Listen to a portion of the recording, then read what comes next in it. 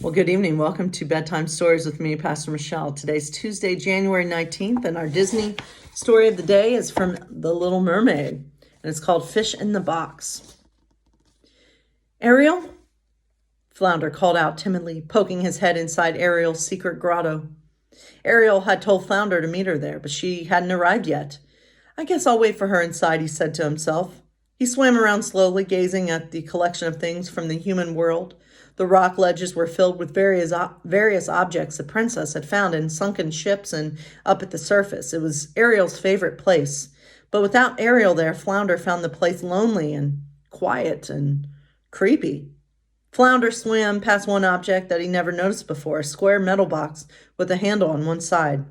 I wonder what this thing does, he said, staring at the handle. After a few moments' hesitation, he summoned his courage. By flapping his tail fin and pushing the handle with his nose, he managed to turn it around once, twice, 3 times. But nothing happened. Flounder was halfway into the 4th turn when boing! I can say that louder and louder. The latch to the top of the jack-in-the-box released, and the spring-loaded jester inside popped out and lunged at Flounder. Ah! Flounder screamed as he raced backward away from the jack-in-the-box and collided with the lid of an open treasure chest. The force of the collision caused the lid of the chest to slam shut, trapping Flounder inside. Moments later, Ariel swam into the secret grotto. Flounder, are you here yet? From inside the chest, Flounder yelled to Ariel. No. Ariel followed the sound of his voice and swam over to the chest. Lifting the lid, she found her friend inside. What are you doing in there, you silly fish? Ariel asked. Thinking quickly, Flounder replied, I'm about to do my imitation of that thing. He pointed at the jack-in-the-box. Then Flounder sprang suddenly out of the chest, raced out the door, and kept on swimming. He'd had enough of Ariel's secret grotto for one day. All right. So let's get back to talking about some daring and fearless and amazing women, shall we? So today we're going to talk about a woman by the name of Shirley Muldowney, who was a rad racer. All right. So her life has always been zooming along the racetrack, the fast track. She dropped out of high school and got married at 16. Her husband, Jack Muldowney, had a passion for cars.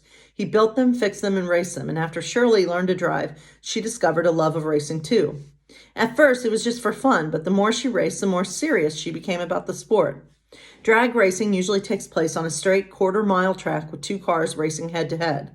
It's about 15 seconds of excitement at speeds upwards of 250 miles per hour.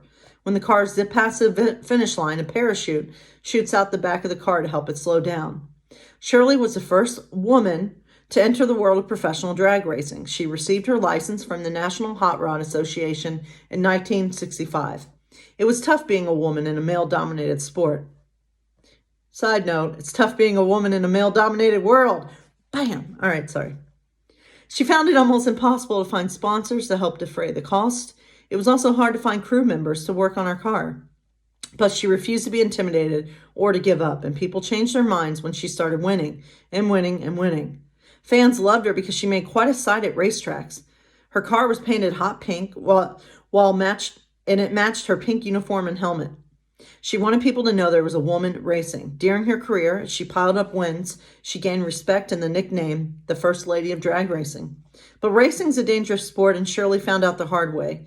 During a race in Montreal, a front tire tube snapped, her wheels locked up, and her car spun out and somersaulted down the track.